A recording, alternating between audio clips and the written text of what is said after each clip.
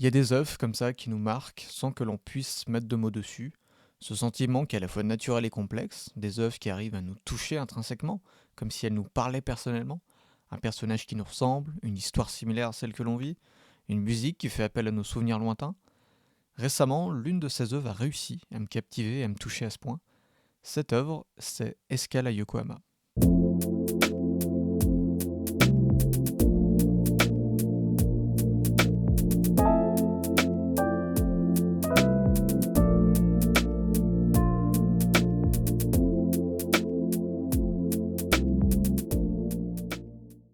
Escale à Yokohama ou Yokohama Kaidashi Kiku dans sa version originale est un manga japonais débuté en 1994, prépublié dans le mensuel Afternoon et achevé en 2006. Écrit et dessiné par Hitoshi Ashinano, la série compte au total 14 tomes.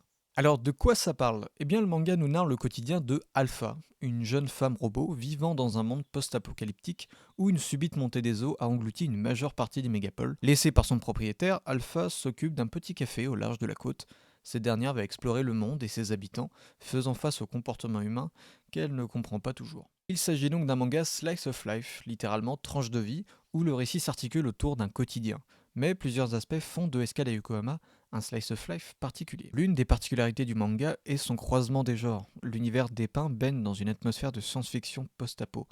Ne serait-ce qu'avec l'existence d'Alpha. Et oui, celle-ci est une robot, ayant développé des émotions à tel point que son entourage se demande si elle n'est pas bel et bien humaine. La science-fiction est représentée ici un peu à la manière de la série Cowboy Bebop, une SF de proximité, un futur proche où le passé n'est jamais très loin. Les décors ainsi que les objets sont pour la plupart familiers, seuls certains détails comme l'appareil photo d'Alpha, certains véhicules ou fonctionnements sont typiquement issus de la diégèse du manga. En parlant de décors, ici la majorité des environnements se composent de paysages lointains et dépouillés, de campagnes et de falaises escarpées à perte de vue, où l'eau a envahi même les autoroutes. L'intérêt du manga réside dans sa simplicité de ton et sa quiétude presque envoûtante. On est aux antipodes de la représentation traditionnelle apocalyptique.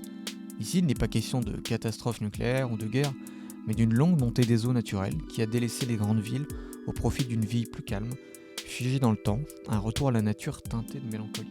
Le rapport au temps est tout particulier, surtout pour Alpha qui, par sa longue existence, a vu défiler bon nombre d'événements, mais ceux-ci s'effaçant avec le temps. Son calme et sa douceur en font une œuvre très contemplative, nostalgique, voire onirique. Alpha va au fil des chapitres expérimenter des actions, à première vue insignifiantes, mais qui réveilleront en elle de nouveaux sentiments. Tout comme pour les relations avec les personnages, on prend le temps de savourer chaque instant. Les actions les plus simples prennent des allures de souvenirs ou de rêves.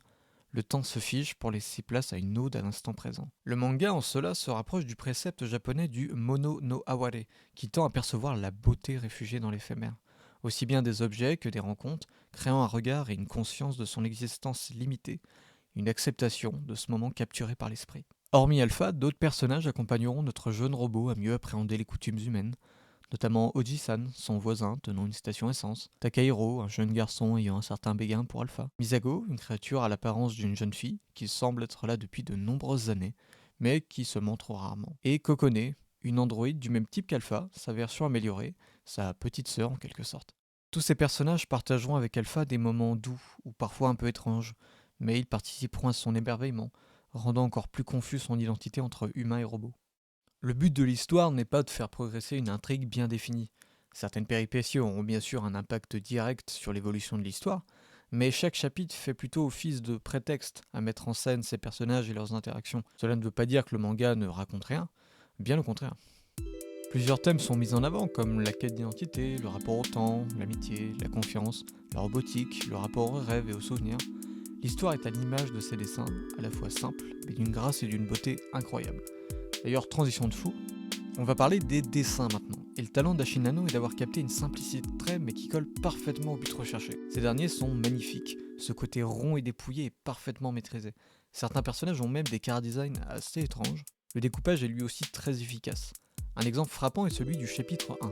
En quelques cases, Ashinano présente le personnage et dépeint toute la mélancolie et la nuance de ton que va développer le manga. Un plan moyen, rapproché, situe le personnage, intrigué, contemplant devant lui. Double page pour situer le lieu, à la fois vaste évoquant la solitude. Contre-champ sur le personnage avec un regard cette fois-ci plus attristé. Et plan sur un flingue. Cette courte séquence rend un sentiment à la fois paisible et amer. On comprend que cette arme est envoyée par son propriétaire pour se défendre et confirmant son absence prolongée. Bref, Ashinano n'est pas sans pareil pour dessiner des paysages qui rendent toute cette atmosphère si particulière, jouant aussi beaucoup sur des clairs-obscurs, laissant parler l'image plutôt que des dialogues superflus. Pour conclure, je dirais que Escale à Yokohama est une œuvre sincère, exploitant à fond la carte de l'épure, mais profondément beau, un slice of life extrêmement paisible, bercé par une mélancolie chaleureuse.